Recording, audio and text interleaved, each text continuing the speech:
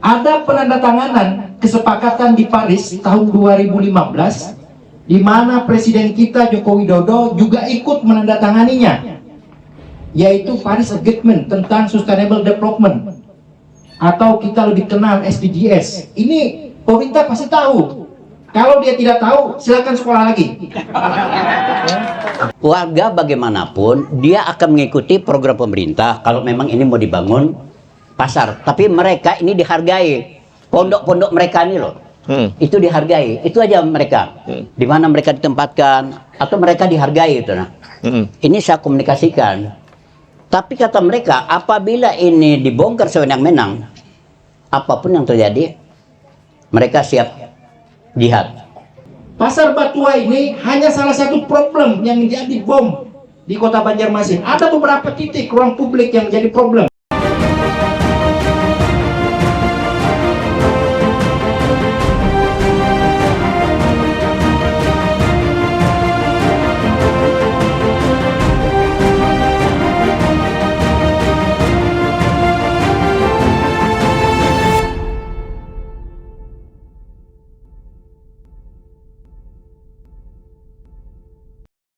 Assalamualaikum warahmatullahi wabarakatuh.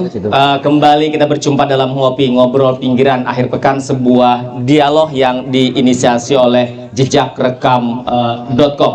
Kali ini di sesi ketiga kita masih berada di Kampung Batuah, masih bicara soal bagaimana membahas polemik Kampung Batuah pasca rencana pemerintah Kota Banjarmasin untuk melakukan penataan atas nama menata kawasan Kampung Batuah dengan nanti akan direncanakan akan dibangun pasar, kemudian penataan dan segala macam di sini. Dan kali ini di sesi ketiga sudah ada dua orang narasumber tamu utama kita. Yang pertama sahabat saya dari Uniska Banjarmasin, Dr. Uhaib As'ad. Assalamualaikum Pak Uhaib. Kabar baik hari ini? Baik, terima kasih Pak Uhaib. Kemudian juga hadir Dr. Akbar Rahman dari Fakultas Teknik Universitas Lampung Mangkurat. Assalamualaikum Bang Akbar. Kabar baik juga kali ini? Baik, Bang Subhan, kita masih di sesi ketiga ini, masih di Kampung Batuah. Alhamdulillah. Jadi kalau kemarin kita ketemu dengan Prof. Hadin dan Bang Haris Maki, mantan Sekda Provinsi Kalimantan Selatan, dan juga ada tamu kita, Bang Dani. Kabar baik juga hari ini. Jadi tokoh muda Banjarmasin yang kita harapkan kemudian ada bagaimana sumbangsih pemikiran melihat persoalan Kampung Batuah. Pas dalam rangka Sumpah Pemuda. Betul. Jadi ini momentum Sumpah Pemuda. Kita ingin tahu juga apa sesungguhnya pikiran-pikiran anak muda soal Kampung Batuah. Ini hanya salah satu problem di Kota Banjarmasin. Saya ingin ke Pak Uhaib. Pak Uhaib, kan persoalan Kampung Batuah dulu kita tidak pernah punya bayangan Kampung Batuah itu seperti apa atau Pasar Batuah itu seperti apa. Kita baru kaget ketika ada rencana eksekusi yang kemudian orang melihat berhadapan-hadapannya antara pemerintah Kota Banjarmasin dan warga Kampung Batuah. Betapa kemudian ketika itu aparat turun di sini untuk melakukan eksekusi yang kemudian akhirnya batal dilakukan karena ada penolakan dari teman-teman warga Kampung Batuah. Pak Uhaib melihatnya seperti apa? Karena kalau kita dengar cerita teman-teman warga Kampung Batuah, tadi ada yang ngobrol, beliau lahir tahun 59. 59 itu lahir di sini, di rumah yang di belakang Pak Uhaib ini. Artinya kalau beliau lahir tahun 59, rumah ini berdiri kan tahun sebelum 59, kira-kira gitu Pak Uhaib. Belum lagi ada yang lain segala macam. Pak Uhaib melihat persoalan ini seperti apa? Ini ya? Iya.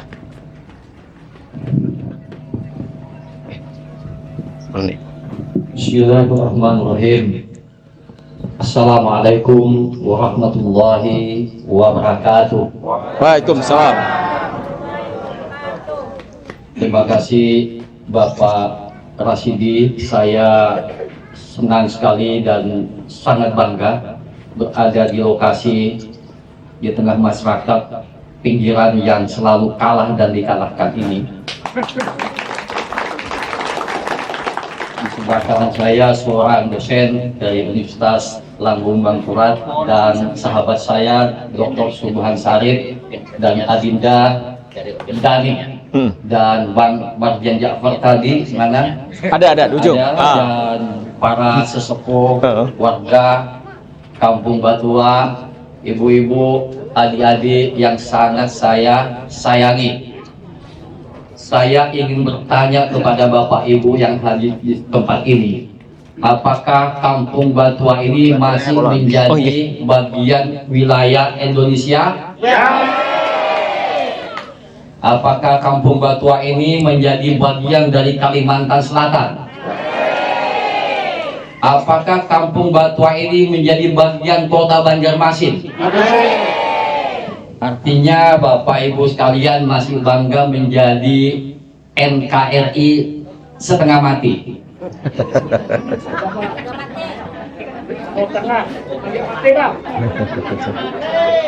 Bapak Ibu sekalian, rasa-rasanya kita ini di alam yang sudah merdeka lebih 70 tahun. 70 berapa? 7, 8. 7. Saya nggak hafal saya. Kita ini sepertinya masih berada di zaman VOC, di zaman kolonial Belanda dan Jepang. Jadi ada intimidasi, ada kekerasan politik, kekuasaan yang hegemonik yang menguasai sebagian rakyat yang tertindas, yang ditindas dan terpinggirkan.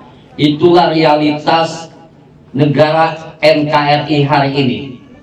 Ada yang kalah, ada yang dikalahkan, ada orang yang hidup enak di negeri ini, ada orang yang hidup luar biasa kayanya, ada orang yang hidup susah mencari penghasilan penghidupan, ada orang yang gajinya 1 lebih miliar, ada guru ngaji yang gajinya hanya 300.000 rupiah sebulan, itu pun tidak lancar dibayar.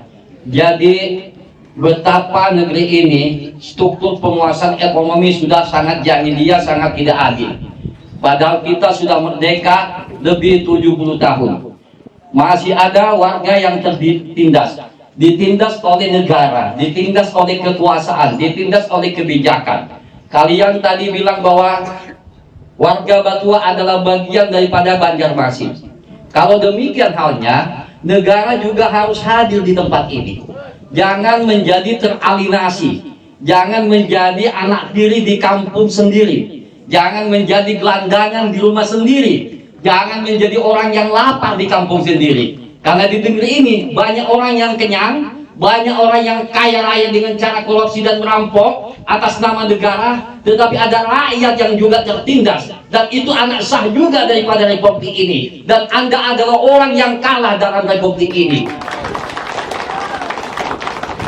Saya tadi lagi ngobrol dengan beberapa warga. Kampung Batua ini ada 2 RT. Daftar pemilih ada kurang lebih 600. Artinya Bapak juga ikut memilih presiden yang terpilih Jokowi, yang terpilih Gubernur Paman Birin, yang terpilih Wali Kota Ibnu Sina. Ya kan? Ini warga yang sah, bukan orang asing di kampung ini. Ya. Ada 600 yang terdaftar di DPT, ada lebih 300 kakak, dan ini harus digusur kampung ini. Kampung ini sudah dibangun, sudah ada secara natural alami 63 tahun. Rumah yang di belakang saya ini, Bapak Ibu sekalian, sudah berusia lebih 50 tahun karena ada warga yang lahir tahun 50-an di sini. Jadi kampung ini bukan kampung yang tiba-tiba jadi, tapi ada proses alamiah secara budaya. Dan disinilah masyarakat bisa jualan, mencari sesuatu nasi, ibu-ibu menjual daun, menjual macam-macam untuk sekedar bukan mencari kekayaan, tapi sekedar mempertaruhkan hidup dibanding oleh orang-orang yang merampok kekayaan negara. Ini nggak benar negara ini. Jadi Bapak Ibu sekalian, kalian, kita semua menuntut kehadiran pemerintah di kampung ini, karena kita juga bayar pajak. Anda juga berpartisipasi dalam politik, ya. Anda bukan gelandangan, Anda punya KTP. Nah, jadi kita jangan memperjamukan secara zalim, ya, seperti dikatakan oleh Al-Quran, akabira mujrimiha, pejabat-pejabat, penguasa yang zalim. Tidak boleh ada kezaliman di negeri yang sudah merdeka ini. Ya. Kita bukan zaman Belanda, bukan zaman VOC lagi. Kita tidak bisa ditakut-takuti atas nama negara. Kita punya keadilan. Kita sama-sama equality before law. Jadi kita sama-sama harus adil di depan hukum. Tidak ada yang ditindas dan menimbas. atas nama kebijakan. Saya kira ini tanggung jawab juga dari wali kota Banjarmasin ini, karena Anda juga memilih wali kota. Tapi saya dengar dengan Bapak Ibu tadi, Pak Wali Kota sering diundang, mau diajak dialog, tapi tidak pernah hadir. Nah,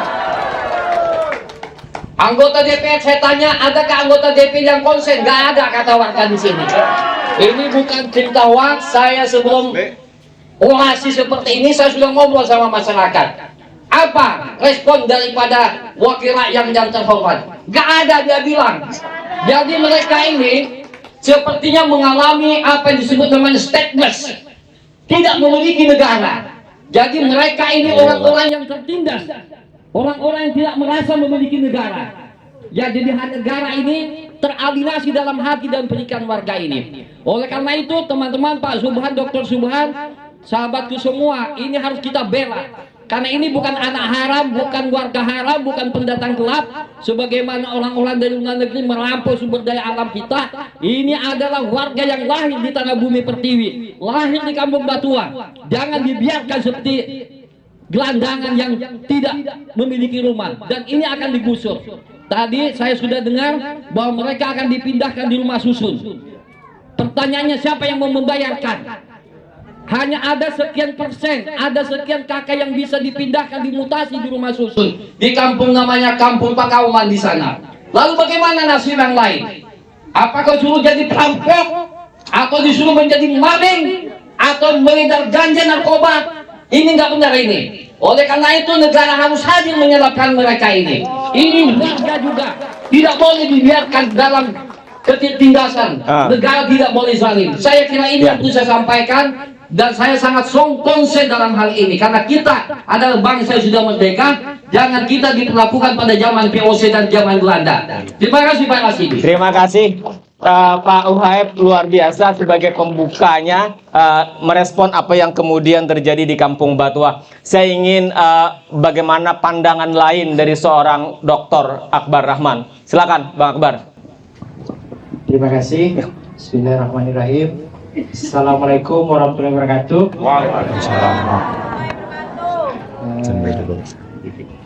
Sebelumnya kami ucapkan terima kasih Pak Dr. Subhan yang telah mengundang, padahal sebenarnya sudah sejak beberapa minggu yang lalu, tapi memang karena jadwal juga yang belum sempat, baru hari ini.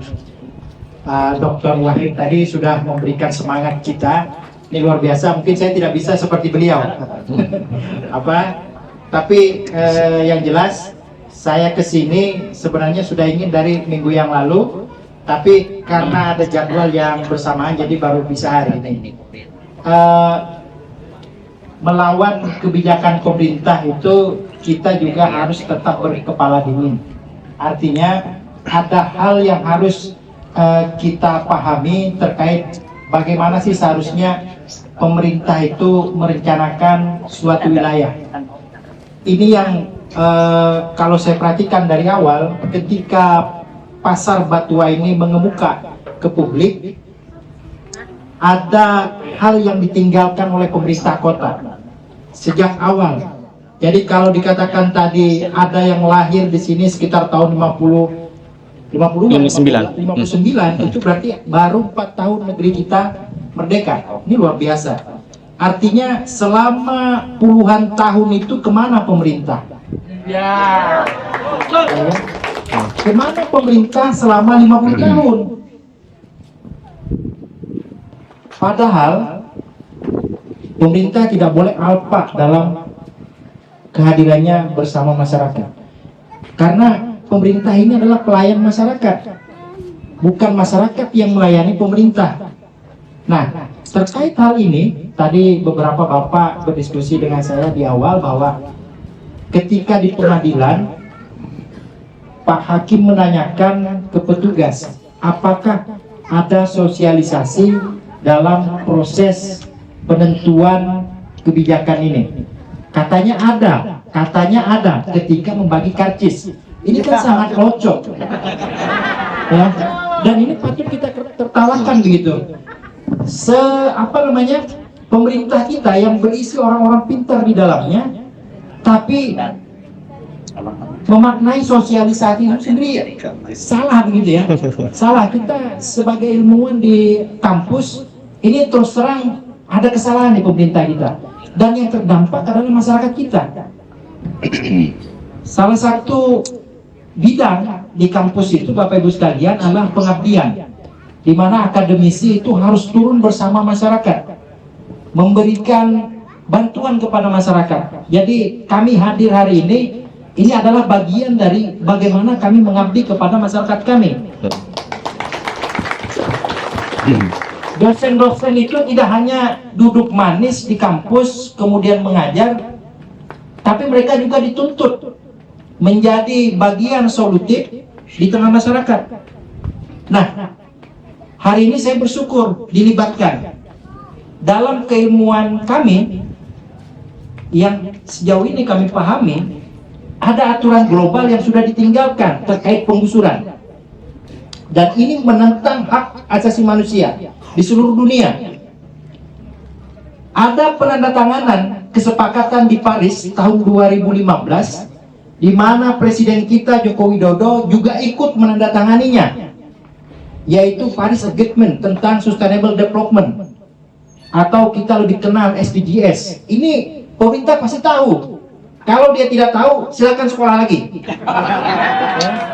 Kalau masyarakat biasa wajar tidak tahu karena tidak sampai ke sana pendidikannya. Tapi pemerintah itu wajib tahu apa saja isi pembangunan berkelanjutan itu. Ada 17 poin yang disepakati oleh seluruh negara di dunia ini. Salah satunya adalah, dan nomor 1 dari 17 tujuan pembangunan berkelanjutan itu adalah pengentasan kemiskinan terkait pembangunan. Apa yang terjadi hari ini akan berdampak terhadap masyarakat kita yang tadi hidup di sini dengan tenang, kemudian tiba-tiba diangkat, yang tidak tahu apa yang akan terjadi setelah di sini. Dan ini adalah membuktikan bahwa pemerintah mendukung program kemiskinan.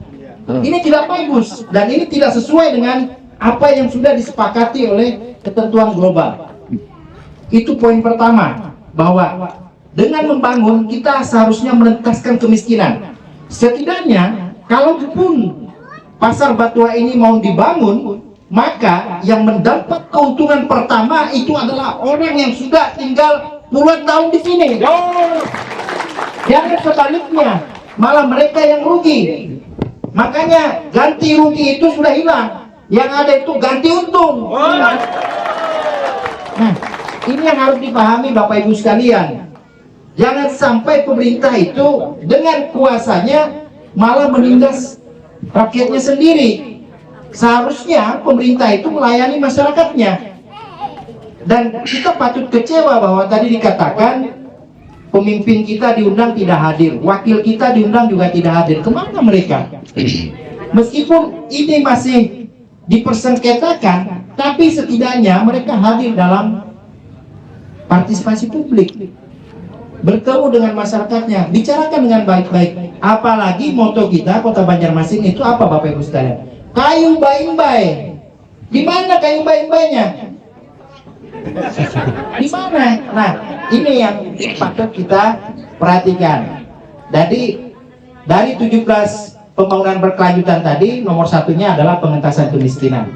Dengan program yang tiba-tiba datang dari langit turun, ingin membangun lagi pasar Batuah, hanya direncanakan dalam jangka waktu 1-2 tahun, padahal masyarakat sudah tinggal puluhan tahun, bahkan berhampiran dengan kemerdekaan Indonesia. Ini sangat tidak adil, sangat tidak adil bagi masyarakat Batuah. Seharusnya ada pendekatan-pendekatan yang dilakukan jauh-jauh hari, bahkan perlu puluhan tahun, untuk mengajak masyarakat bagaimana membicarakan kehidupan masyarakat Batuah. Pasar Batuah ini hanya salah satu problem yang menjadi bom di Kota Banjarmasin. Ada beberapa titik ruang publik yang menjadi problem selain di Pasar Batuah. Di mana kira-kira Bapak Ibu sekalian? Pasar Lama itu juga problem. Bagaimana pemerintah kota seharusnya menata ruang-ruang publiknya. Apalagi pasar mana Pak? Sudi Mampir itu juga problem.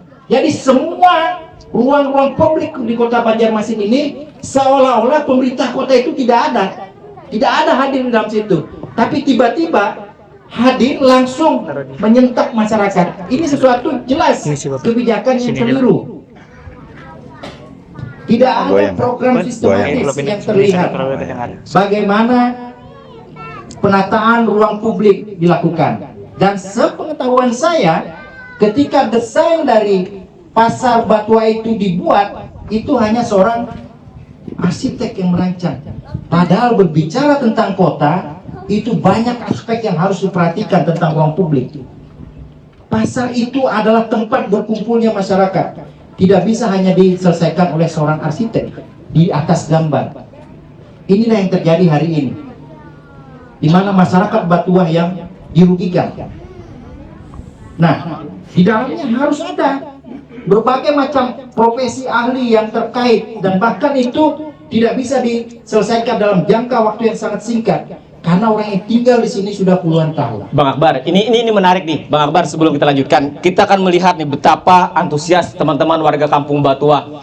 Ada anak kecil di sini. Tentu kan kita ingin membayangkan, tegakah kemudian pemerintah Kota Banjarmasin atas nama pembangunan, atas nama penataan, mencabut mereka, mengeluarkan mereka dari Kampung Batuah, yang tadi kata bahasa Pak Uhaib, yang tidak tahu lagi nasibnya kira-kira kalau keluar dari Kampung Batuah ini mereka akan seperti apa, bagaimana masa depan mereka, bagaimana kesejahteraan mereka, bagaimana pendidikan mereka. Bang Akbar, kalau sekali lagi atas nama pembangunan, atas nama penataan, harusnya konsep atau model seperti apa yang harusnya dilakukan oleh pemerintah Kota Banjarmasin agar lagi-lagi jangan sampai ada orang yang menjadi korban. Kita ingin ada kasus terakhir di Kota Banjarmasin, Bang Akbar. Metode yang harus dilakukan adalah partisipasi publik. Dalam pembangunan kota-kota maju itu harus menggunakan pendekatan partisipasi publik. Masyarakat diajak ambil bagian dan dia mendominasi. Kenapa? Karena masyarakatlah yang punya kota ini, bukan pemerintah yang punya kota ini. Pemerintahan itu bisa berganti dengan periodenya, tapi yang tetap tinggal di kota ini adalah masyarakat. Maka masyarakatlah yang menjadi pemilik sah dari kota ini. Maka dari itu, pembangunan kota-kota modern, apalagi kota-kota yang tumbuh secara alamiah seperti di Kota Banjarmasin, itu wajib adanya melakukan pembangunan secara kolektif bersama masyarakat. Dan itu juga bagian dari pembangunan berkelanjutan poin 17, di mana kemitraan, kolaborasi antara pembangunan masyarakat dan pemerintah itu wajib adanya. Ini yang tidak terlihat di Pasar Batuah. Dan diakui oleh warga tidak pernah ada diskusi di awal bagaimana didengar suara mereka. Betul. Metode pembangunan saat ini harusnya bottom up, jadi dari bawah ke atas, bukan top down. Yang terjadi di Pasar Batuah ini adalah keinginan dari atas, dan tiba-tiba masyarakat tidak tahu. Ini yang salah. Nah, setidaknya pendekatan bottom up itu yang harus dimunculkan. Bagaimana masyarakat diajak dari awal berdiskusi terkait dengan kondisinya saat ini. Kira-kira kalau kita data di sini juga, masyarakat kita di sini juga masih perlu banyak bantuan dari pemerintah kota. Saya yakin itu. Karena kondisi yang demikianlah kemudian masyarakat kita tidak berkembang. Kemana mereka? Kemana pemerintah selama ini? Kemana kehadiran mereka untuk mensejahterakan masyarakatnya? Seandainya Bapak Ibu sekalian, mohon maaf, kita yang tinggal di Pasar Batuah ini sudah sejahtera, kita pasti akan mencari tempat yang lebih layak. Nah, dari sini jelas, selama puluhan tahun pembangunan di Pasar Batuah ini misalkan itu belum tersentuh oleh pemerintah. Mulai dipindah itu lepas tangan dan dibiarkan. Nah, ini yang harus kita tuntut. Itu yang harus kita tuntut. Kemana pemerintah selama ini? Lalu kemudian tiba-tiba 1-2 tahun ini muncul dengan gagasan yang merencanakan Pasar Batuah tiba-tiba diturunkan dari langit.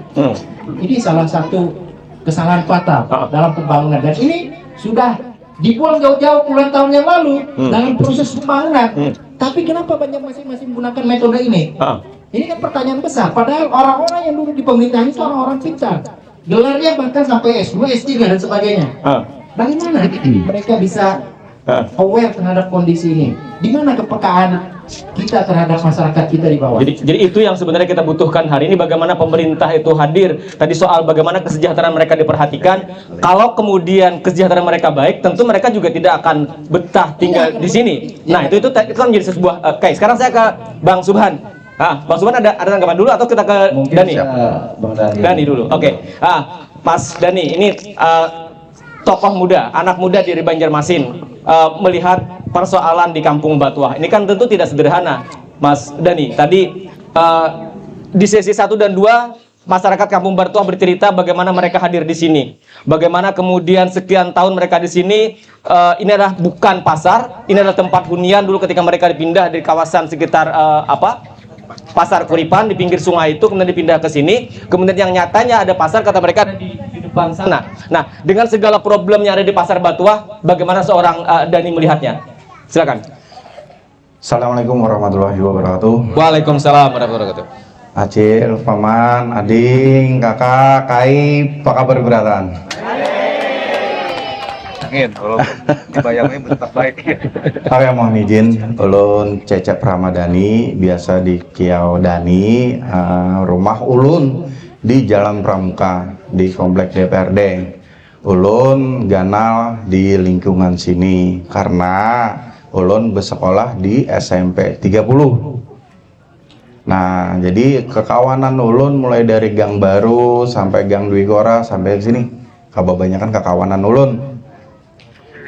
Nah, ini termasuk Haji Irham. Nah, Sidin kebetulan kawan Abah juga dan perguruan kita juga. Nah, jadi Bapak dan Ibu, kalau bicara masalah Pasar Batuah, itu bisa kita kategorikan sebagai pelanggaran berat HAM. Karena apa Bapak Ibu? Karena apa? Kita mengkesampingkan dulu ya, mengkesampingkan itu lahan apa, diperuntukkan atau apa, itu kita kesampingkan dulu. Yang jadi objek utamanya adalah bubuhan pian. Bubuhan pian yang jadi utamanya. Pian ini hendak diapai? Kalau hendak digusur dan sebagainya, itu sudah jelas melanggar HAM.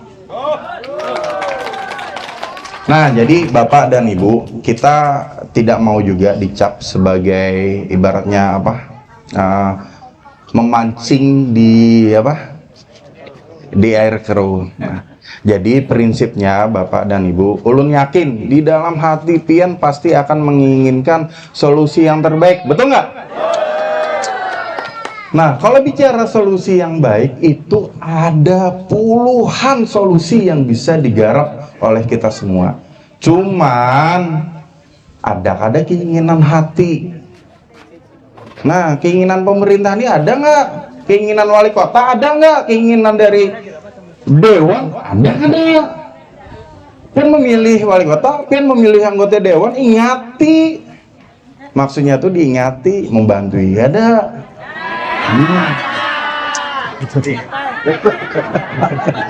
Jadi Bapak dan Ibu, oke. Jadi kalau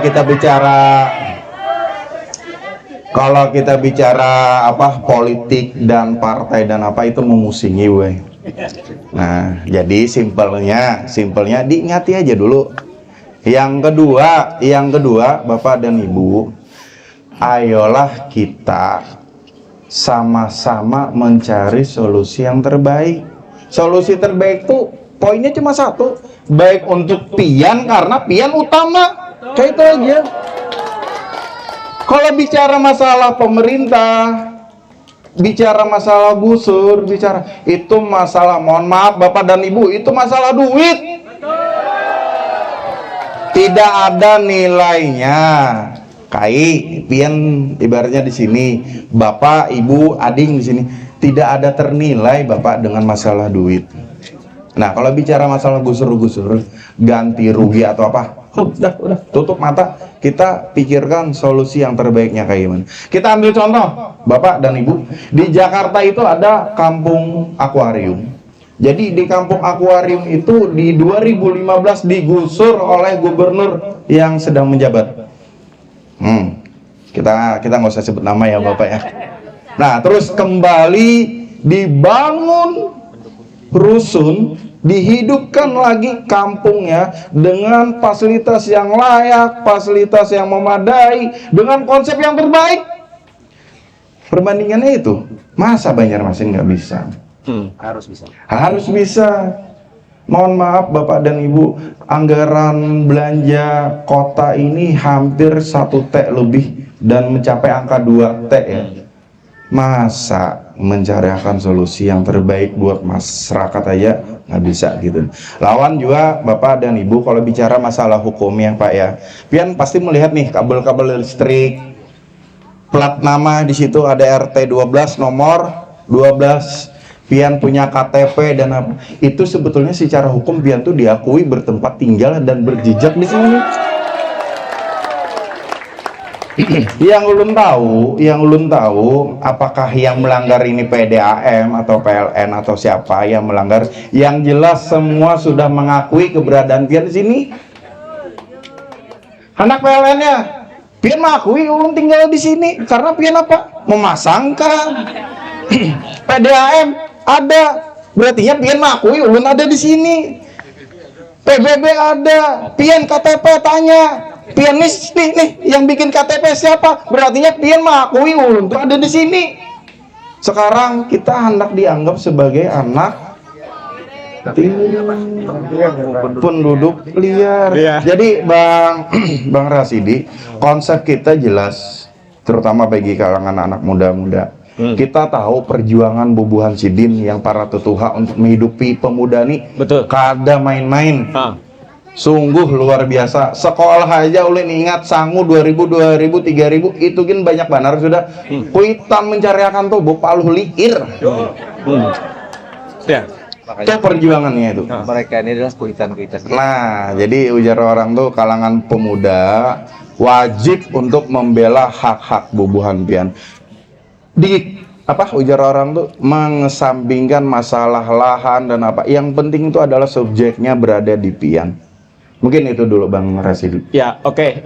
Ini menarik. Sekarang kita juga ingin dengar, kan bicara Kampung Batuah, ada juga teman-teman dari tim advokasi, ada Bang Mardian.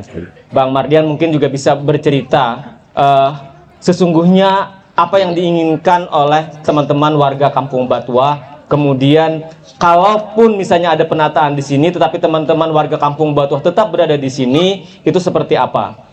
Ya. Silakan Bang Mardian. Terima kasih. Assalamualaikum warahmatullahi wabarakatuh. Waalaikumsalam. Perkenalkan, saya sudah disampaikan dengan Bung Rusidi tadi.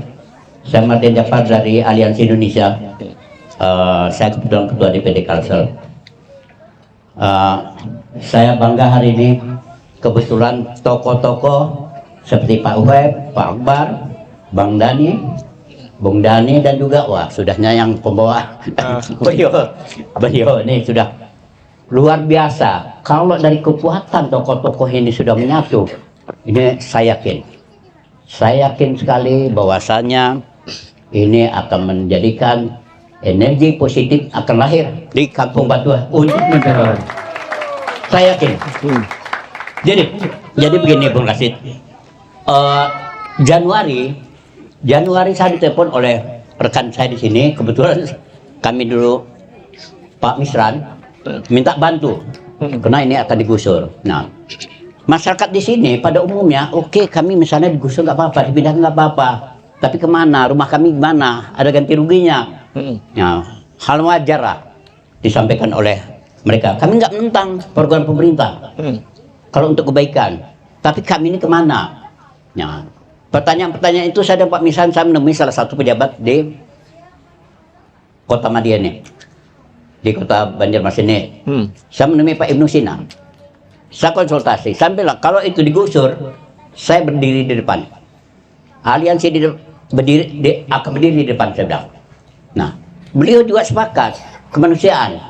Seminggu kemudian saya temui dari Intelkam, sebab Bapak warga bagaimanapun dia akan mengikuti program pemerintah kalau memang ini mau dibangun pasar, tapi mereka ini dihargai, pondok-pondok mereka ini loh, itu dihargai, itu aja mereka, di mana mereka ditempatkan atau mereka dihargai itu. Nah, ini saya komunikasikan Tapi kata mereka, apabila ini dibongkar sewenang-wenang, apapun yang terjadi, mereka siap jihad. Ini yang saya coba konsultasi dengan ya. Saya dengan di Rinter, di Polda, saya bilang jangan sampai terjadi ini, Komandan. Bagaimanapun kalau terjadi sampean juga nanti repotnya. Nah, oke lah. Rupanya upaya-upaya kita coba lah. Kebetulan Januari, Februari, Maret terakhir mau di pembongkaran. Wah, ngeri sekali anunya. Dengan Polda, orang-orang Poltabes yang kesini, saya ajak keliling. Coba perhatikan, ini ada nomor, ini ada listrik. Kata Bung Dani tadi, ini mereka nggak lihat. Mereka ini diakui oleh pemerintah. Tapi kenapa mereka mau digeser gitu aja? Kenapa? Cuma semata-mata ini tanah kami.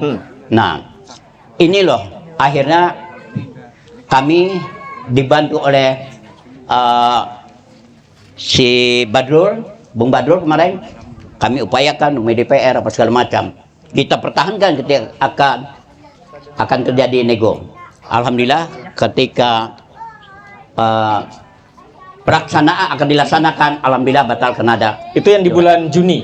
Bulan Juni. Ya, 18 ya?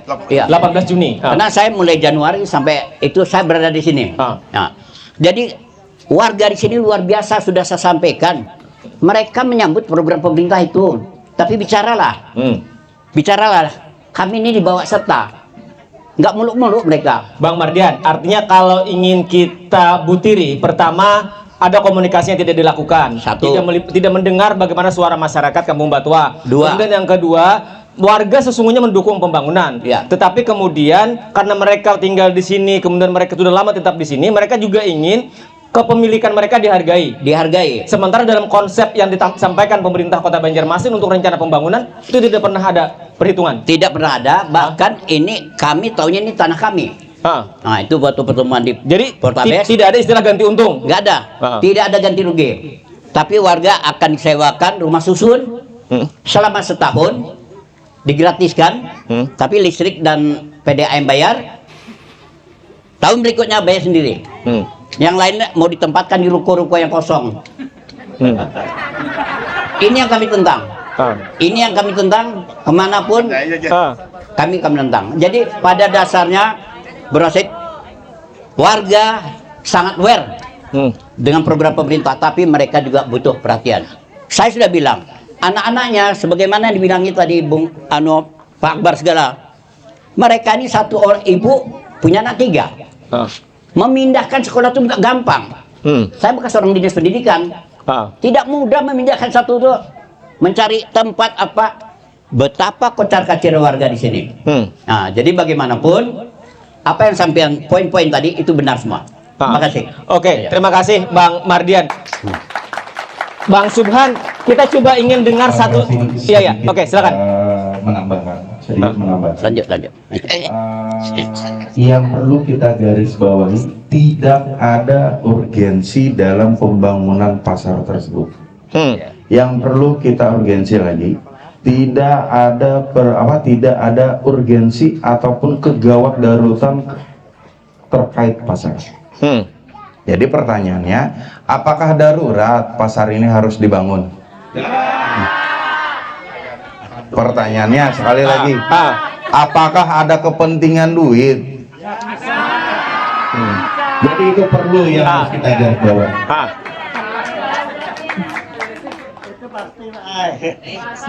Bang Subhan, artinya kan sudah banyak yang bisa kita dengar, termasuk tadi disampaikan Bang Mardian, bahwa sesungguhnya warga akan sangat menerima pembangunan yang dilakukan pemerintah Kota Banjarmasin di sini. Warga tidak pernah menolak, tapi warga ingin diakui ketika mereka sudah memiliki di sini, mereka sudah lama tinggal di sini. Kalau mereka ingin dikeluarkan, hargai apa sudah mereka miliki. Kan itu. Artinya warga tidak kemudian harga mati menentang, menolak pembangunan yang dilakukan oleh pemerintah Kota Banjarmasin, Bang Subhan. Bang, mungkin kita coba ingin mendengar juga satu lagi dari warga Kampung Batuah, kira-kira yang langsung dari warganya, kira-kira, Bang. Silakan warganya. Satu siapa? Mungkin pertanyaannya aja mungkin pertanyaan ke mereka sebenarnya kan seperti ini. Kita ini memang ke depan, jadi kita lebih fokus kira-kira langkah ke depan ini relasi kita seperti apa. Karena kita proses hukum kan sudah berjalan, kemudian 2 tahap sudah dilalui, dan dalam 2 tahap ini belum berpihak kepada warga. Betul. Nah, artinya saat ini yang kita persiapkan, kita akan menghitung sebenarnya ada 2 kemungkinan. Kemungkinan pertama pada saat mungkin di tingkat berikutnya bisa menang, artinya kita bersyukur alhamdulillah. Yang kedua adalah kalau misalnya hukum itu tidak berpihak, artinya secara hukum nanti pihak warga Batuah akan kehilangan apa yang menjadi impiannya.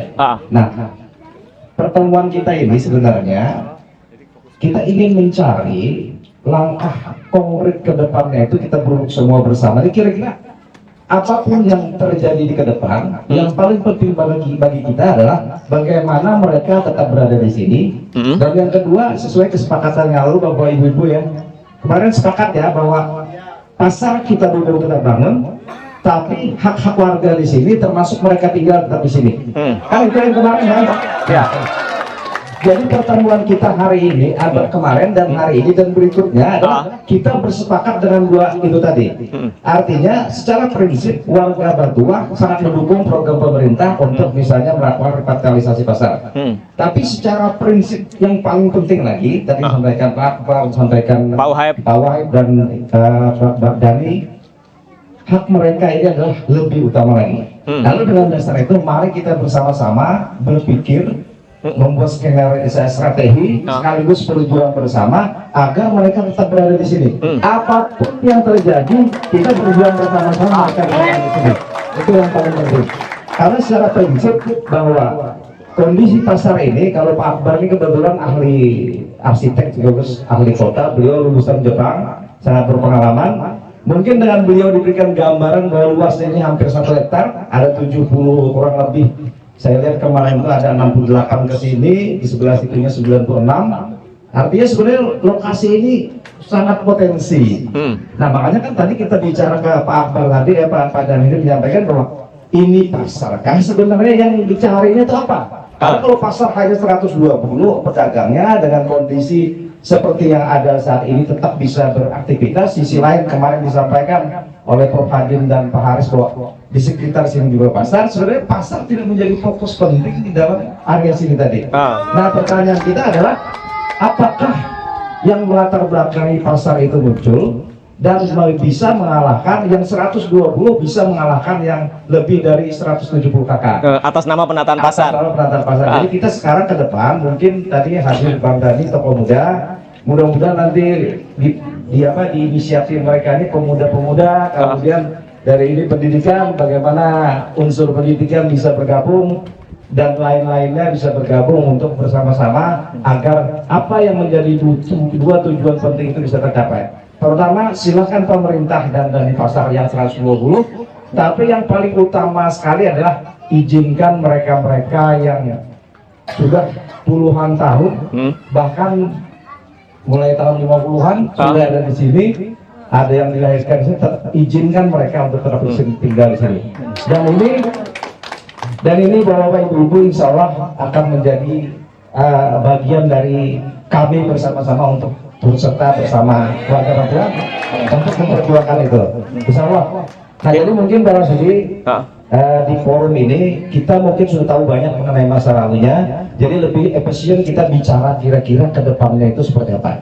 Mungkin Pak Wahid punya skenario, kira-kira secara ini apa yang harus kita lakukan, karena kita secara hukum kita sudah sebenarnya posisi itu ibarat itu kan dua mereka, tinggal terakhirnya seperti apa. Nah kemudian dari Pak Akbar bagaimana kira-kira supaya ini pasar ini lokasi ini sebenarnya bisa nggak kira-kira nih kita pikirkan bersama, kita kemudian bantu bersama sampai ke tingkat nasional supaya di sini bisa ditata pemukimannya dan pasarnya boleh dibangun, sehingga dua-duanya bisa diuntungkan dan Pemko bisa diuntungkan dari misalnya ini menjadi tertata dan warga juga bisa diuntungkan, mereka tetap tinggal di sini dengan suasana yang lebih baik daripada ini. Itu tugas kita bersama.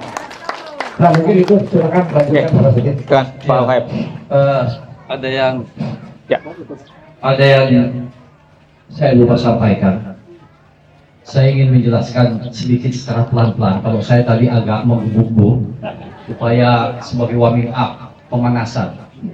Jadi tugas negara itu secara teori, secara akademik, dan saya seorang dosen, tugas negara itu, nanti saya terjemahkan ke dalam bahasa Indonesia, adalah how to deliver public goods and public service.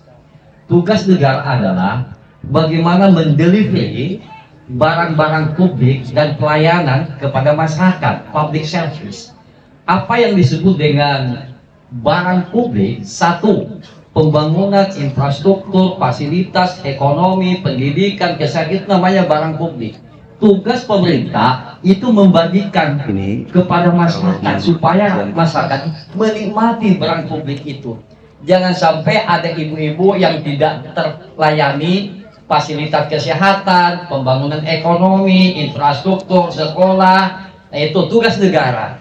Itu bukan tugas hantu Mariaban di hutan.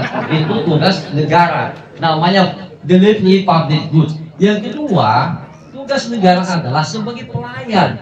Bukan pemerintah dilayani, itu tugas negara. Makanya jadi pemimpin itu otaknya harus tebal. Tidak boleh jadi pemimpin otaknya tipis. Ya, ini tugas negara. Ini bicara teori dulu. Saya kok tidak melihat urgensi hal yang darurat di sini harus dibangun pasar. Saya tidak melihat itu karena ini juga ada pasar dekat. Yang urgensi adalah bangunkan perumahan rakyat ini yang layak huni. Hampir seusia Republik Merdeka ini, Bapak hidupnya di perkampungan kumuh. Di Amerika, kampung piat ini disebutnya namanya ghetto village. Kampung kumuh di Amerika namanya ghetto. Jadi kalau kampung begini di Amerika itu namanya ghetto. Bayangkan 60 tahun kampung pian kayak ini nih. Ini masuk bagian Banjarmasin atau bagian Amerika.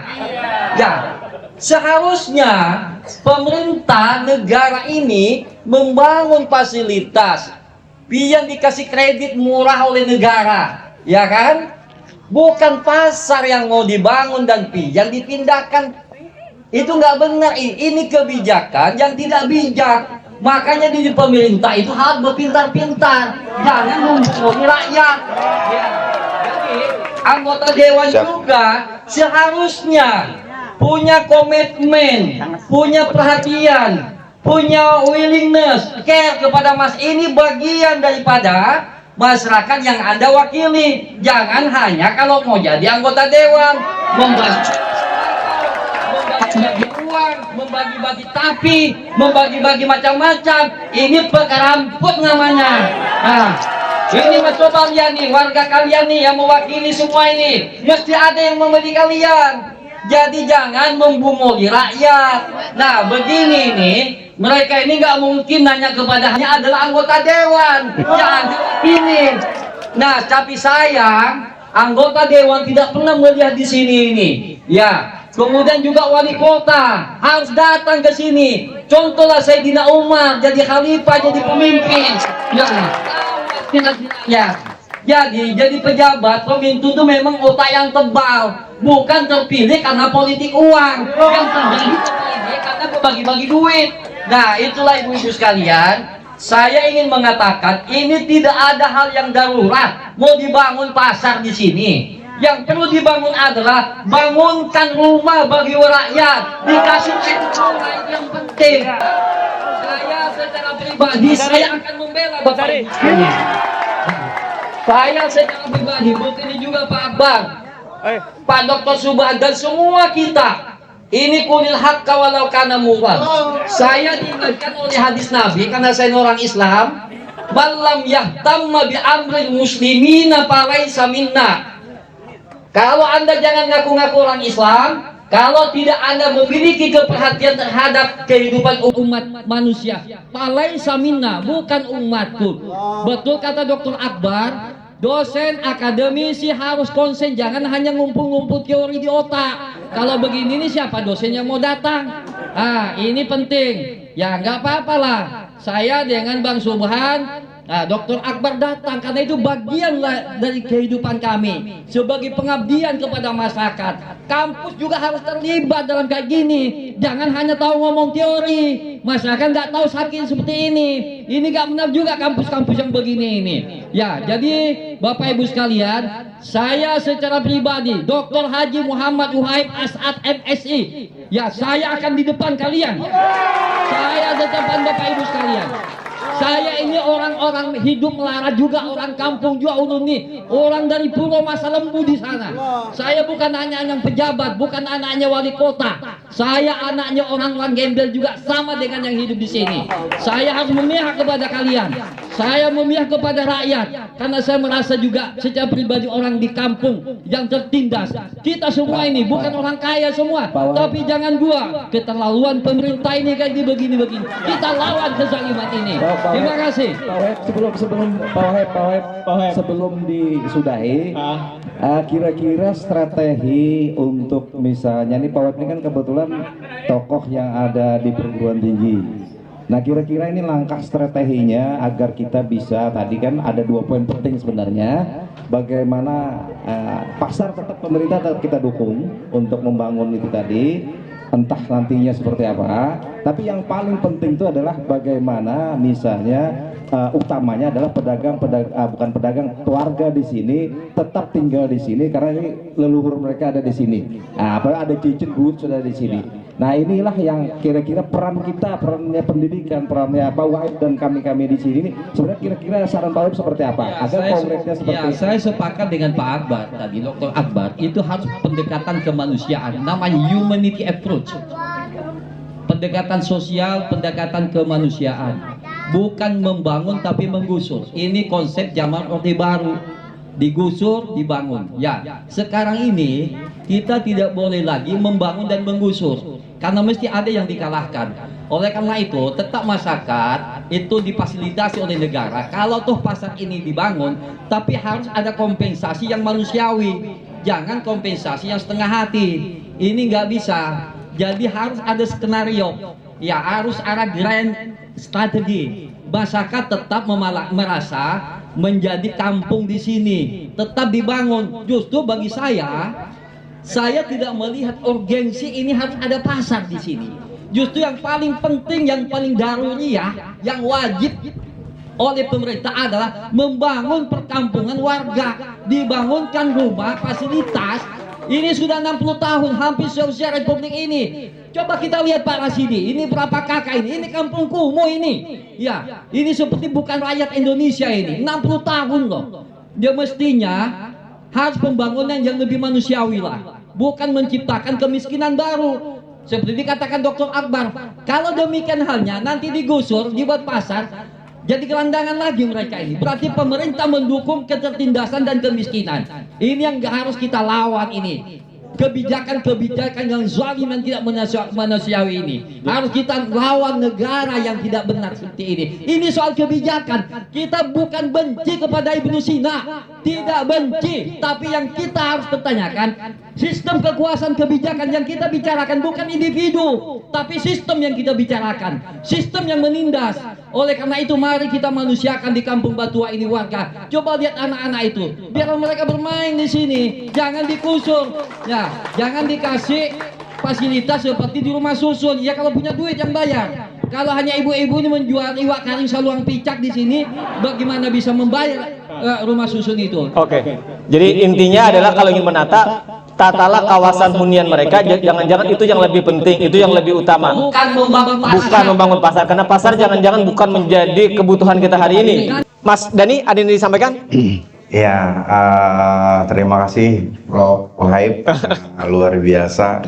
Nanti Bapak dan Ibu, kalau ada orang pemerintah ataupun yang mengaku adalah wakil dari PIAN yang duduk di anggota Dewan Rakyat, pertama jangan disurungi kopi. Jangan disurungi kopi. Yang kedua, surungi korek telinga. Jadi jangan kajian yang kayak ya, oke. Jangan yang seperti ini menyamani. Oke, jadi prinsipnya seperti yang kita bilang, tidak ada urgensi mengenai pembangunan pasar. Yang ada adalah urgensi untuk memanusiakan kampung Batuah. Harapan kita, mungkin ini Prof. Wahid, mohon izin, Prof. Wahid, mungkin ini ranah Pian, dan Pian bisa menggali lebih kepada pemerintah Kota Banjarmasin berlindung kepada aturan di mana mereka punya tanah dan tidak bisa mengganti rugi dengan alasan itu adalah hak mereka, hak tanah mereka, berdasarkan seperti itu. Nah, mengesampingkan yang masalah hak tanah Bubuan Pian ya, kita menggali alasan mereka. Nah, jadi Prof. Wahid, kalau dari sisi kebijakan dan politik, ini ulun 4 betapun juga nih supaya kalangan muda lebih paham, supaya tidak buta kakap juga nih mendukung. Kira-kira kebijakan itu bisa juga loh Pak Wahid diubah demi memanusiakan dan demi mementingkan masyarakat. Mungkin bisa langsung dijawab. Singkat Pak Wahid, sebelum saya ke Pak Akbar. Tugas negara itu adalah pelayan publik, namanya public service. Itu tugas negara. Jadi negara itu hadir untuk mengayomi, melindungi dan menciptakan keadilan sosial bagi seluruh rakyat Indonesia. Kalau ini diklaim sebagai tanah pemerintah, kenapa nggak dari dulu? Ya, kenapa nggak dari dulu? Ambil. Kenapa nggak sekarang? Dan pian-pian ini kan bayar Pak Hari. Ya. Saya dengar juga 25.000. 25.000 60 tahun yang lalu berarti sekarang ini 250 juta. Ya.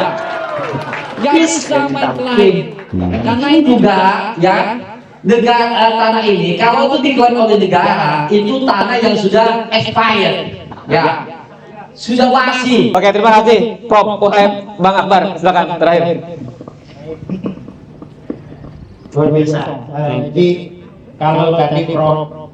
Dr. Wahid mengatakan beliau ada di depan, maka biar-biar saksinya hari ini, kalau memang pasar Batuah ini akan ditata dengan baik, maka ulun siapkan pemikiran dulu untuk membangun dengan catatan penataan Kampung Batuah itu tetap memfasilitasi masyarakat yang sudah puluhan tahun tinggal di sini. Ini yang menjadi pilot project kalau Kota Banjarmasin ini hidup dengan penataan yang bagus. Saya pernah mengusulkan bahwa untuk menata Kota Banjarmasin ini kita tidak bisa lagi membangun secara horizontal, tapi secara vertikal. Agar apa? Agar ada ruang-ruang publik yang seperti ini. Sebenarnya ini adalah ruang publik, tapi ruang publik kita ini sangat tidak layak. Ruang publik kita Kota Banjarmasin kedepannya harus lebih bagus. Di sini kita duduk-duduk, mungkin kalau hujan Bapak Ibu sekalian kita akan bubar. Ya. Ini artinya tidak layak ruang publik kita. Maka kedepannya kalau memang pemerintah kota memiliki komitmen untuk membangun pasar Batuah, Kampung Batuah lebih bagus dan menjadi pilot project untuk wilayah Kota Banjarmasin, mari kita seriusi. Dan ulun siap menggratiskan pemikiran ulun untuk pasar Batuah. Ulun sumpan rasanya sekolah jauh-jauh, tapi kampung halaman kita kada bagus-bagus. Nah, ini kesempatannya, mari kita bersama-sama dengan kehadiran Bapak Ibu sekalian di sini. Ini adalah bagian sangat penting modal untuk membangun kota kita. Mari kita bangun bersama-sama. Tinggalkan proses pembangunan yang meniadakan masyarakat, yang menyediakan warga setempat, yang tidak memperhatikan kondisi lingkungan yang layak. Mari kita bangun, dan mudah-mudahan tadi dengan proses pembangunan yang paling diuntungkan itu adalah masyarakat Batuah, bukan yang dirugikan. Inilah metode pembangunan yang diharapkan ke depannya, yang saya katakan tadi terkait dengan pembangunan berkelanjutan. Jadi mudah-mudahan nanti Pak Subhan memfasilitasi kami untuk terus bagaimana kita bangun Kampung Batuah ini ke depannya, dan semua mendapat untung, tidak ada yang rugi. Selain tidak memiliki konsep pembangunan, ganti rugi tidak ada. Yang ada adalah ganti untung. Ini lah metode pembangunan yang diharapkan ke depannya, yang saya katakan tadi terkait dengan pembangunan berkelanjutan. Jadi mudah-mudahan nanti Pak Subhan memfasilitasi kami untuk terus bagaimana kita bangun Kampung Batuah ini ke depannya, dan semua mendapat untung, tidak ada yang rugi. Yang ada adalah ganti untung. Kalau bangunan-bangunan pian ini dibongkar, maka akan diganti dengan bangunan-bangunan yang lebih bagus dan layak. Itu namanya pembangunan. Tapi kalau malah sebaliknya, maka akan keluar dari konsep pembangunan berkelanjutan tadi dan tidak sesuai dengan Paris Agreement, kesepakatan Paris pada tahun 2015 tentang pembangunan berkelanjutan, di mana harus mengentaskan kemiskinan.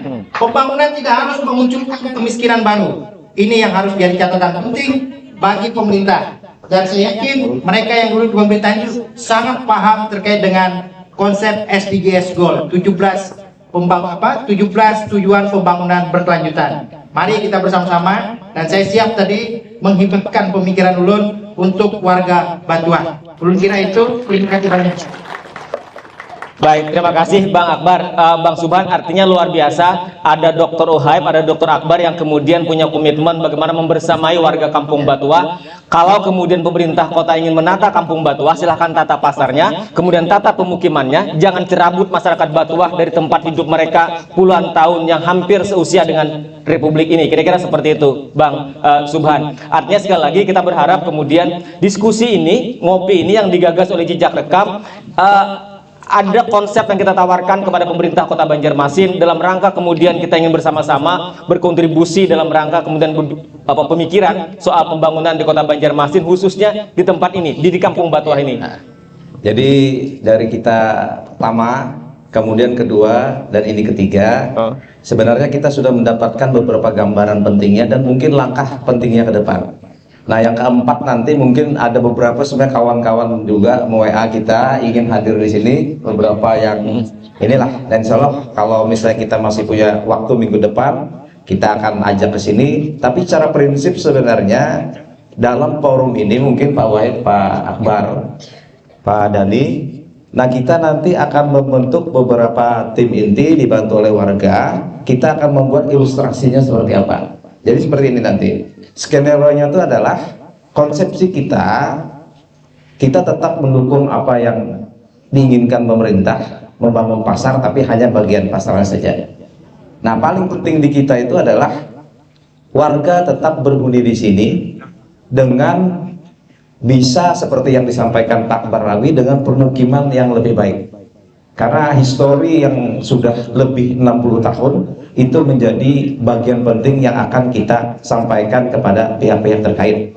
Nah, sehingga dengan dasar itulah kami nanti, terutama Pak Akbar tadi sudah memberikan sesuatu yang luar biasa, bahwa beliau akan menyumbangkan pemikiran, mungkin nanti bersama tim yang lain, bahwa di sini nanti akan dibuat ilustrasi yang diinginkan warga itu seperti apa, agar nanti ini bisa kita tawarkan kepada pemerintah. Nanti kita juga mungkin Pak Wahid, Pak Akbar, Pak Dani yang punya jaringan, agar bisa wali kota itu wajib untuk menerima kita, dewan juga wajib untuk menerima kita, bahkan mungkin mudah-mudahan nanti ada kawan-kawan yang sampai ke tingkat pusat juga akan menerima kita.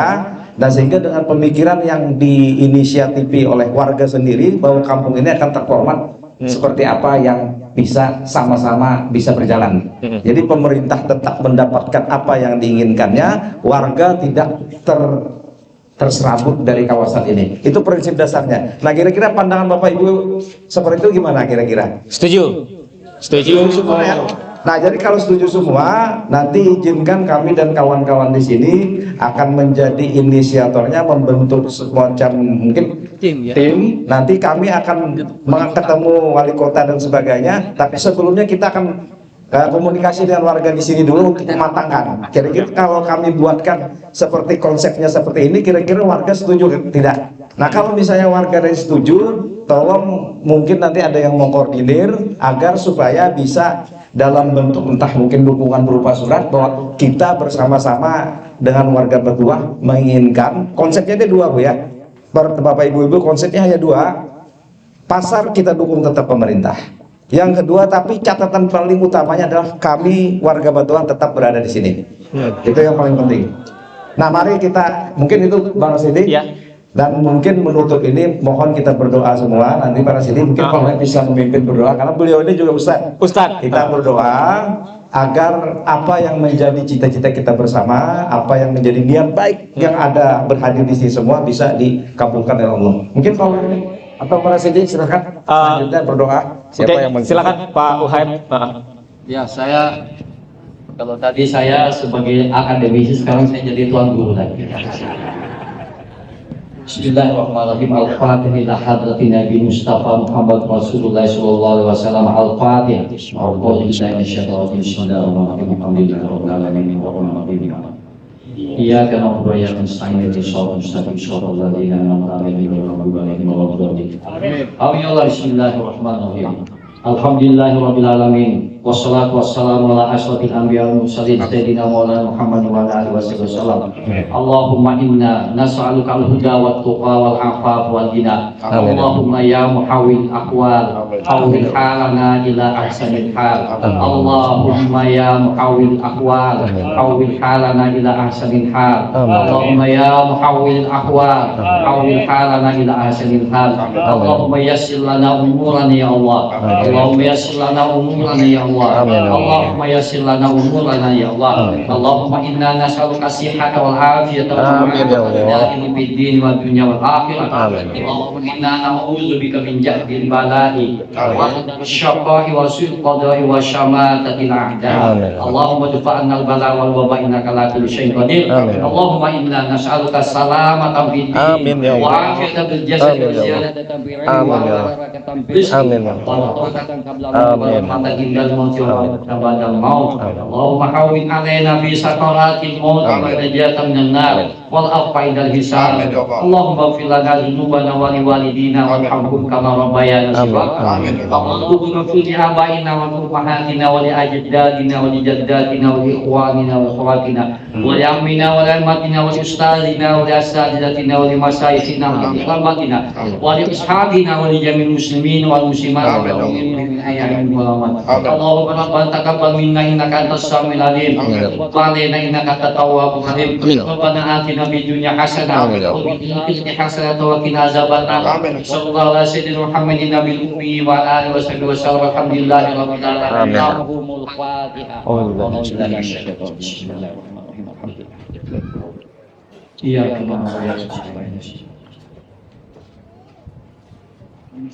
Allahu minkum. Terima kasih Ustadz Dr. Uhaib As'ad atas doanya sebagai penutup diskusi kita kali ini. Terima kasih Bang Akbar juga sudah berkenan hadir. Bang Cecep, Bang Mardian, terima kasih, dan tentu juga Bang Subhan. Kita ucapkan terima kasih dan luar biasa atas sambutan dan berkenannya teman-teman warga Kampung Batuah. 3 kali kita hadir di sini. Ini adalah sesuatu yang bagaimana sambutan mereka luar biasa sekali lagi. Baik, terima kasih, dan demikian untuk sudah kebersamaan kita dalam ngopi kali ini masih dari Kampung Batuah, Banjarmasin. Terima kasih dan wassalamualaikum warahmatullahi wabarakatuh.